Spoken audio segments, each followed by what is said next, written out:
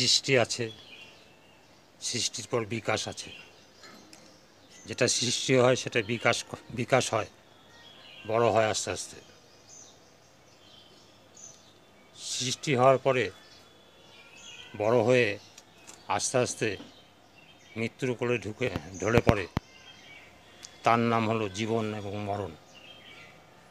এই জীবন মরণের মধ্যে যেটা ঘটে যায় সেটা হলো বিনাশ।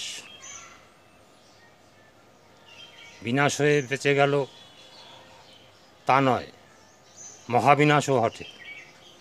এই বিনাশ মহাবিনাশ, সৃষ্টি এবং বিকাশ, এর মধ্যে কোনটা আপনার ভালো লাগে? যেটা ভালো লাগে আপনি সেটাই বেছে নিতে পারেন। আপনার ইচ্ছা, দ্যাটস ইউর উইশ। আপনি আপনার মতো করে চলতেই পারেন। সৃষ্টি হবেন না লয় হবেন না মহাবিনাশ হবেন, সবই আপনার উপরে। আপনি পারেন আপনাকে রক্ষা করতে।